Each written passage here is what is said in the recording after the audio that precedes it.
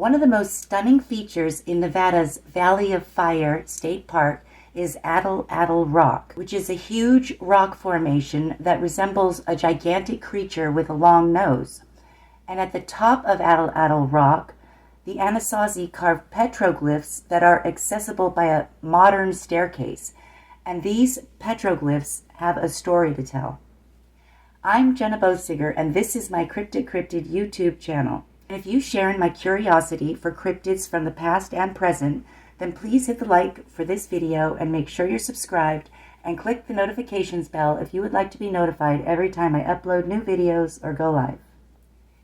When looking for Atlatl Rock, we saw many stones and rocks resembling creatures, but I knew that when we saw Atlatl Rock, there would be no doubt that we had found it. And sure enough, when we saw it, we knew that this was it.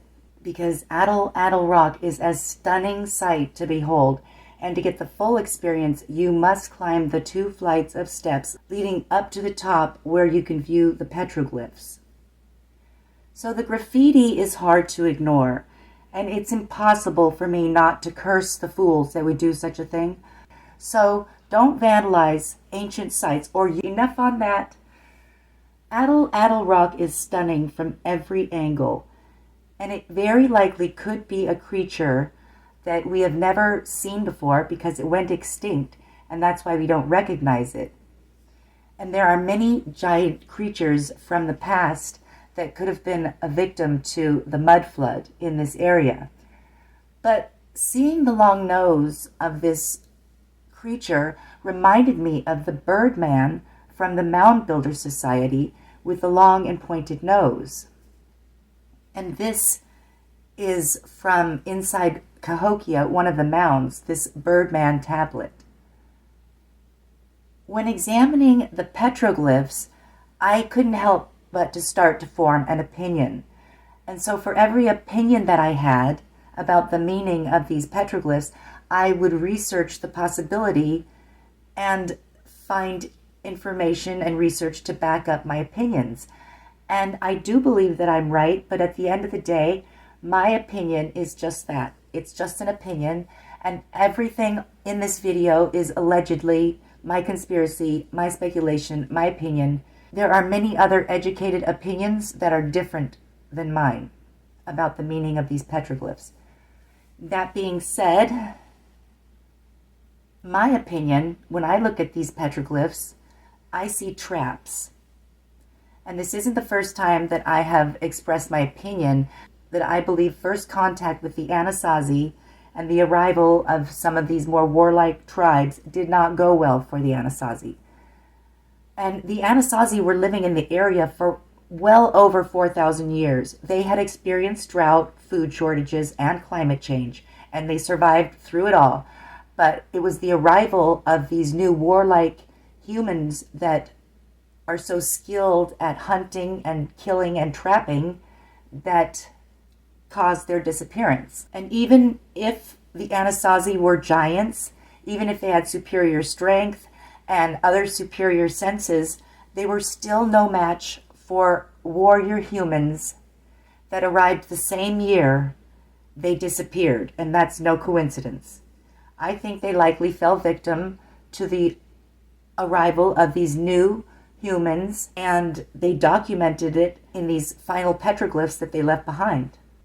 So I've developed a lot of opinions about the Anasazi since studying them, and I don't think that they were human, 100% human, and I also don't think that they were just one type of humans. I think they might have represented more than one group or people of cryptids. And I think they were forced to go into hiding underground.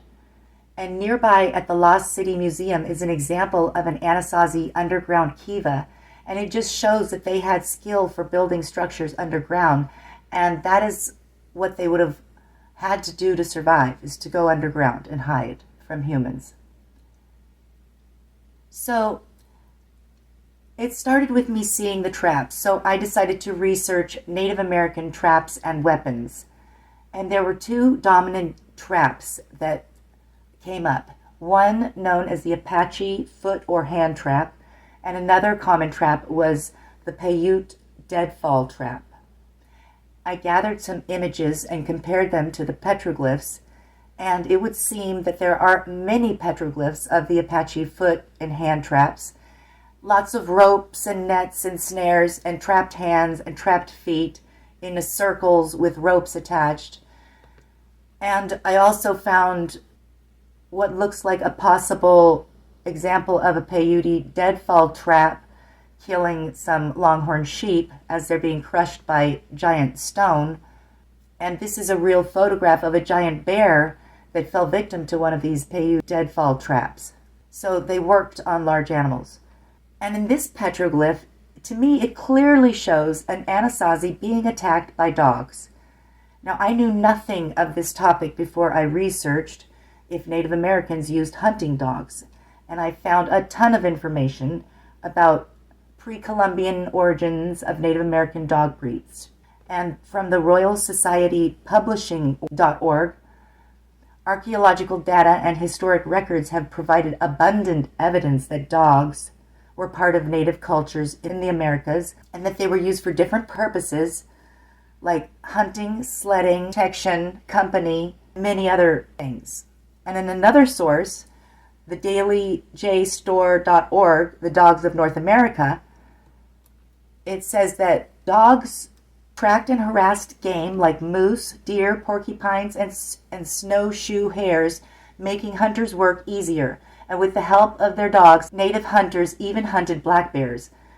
Dogs' biggest material contribution to human life was as part of hunting parties.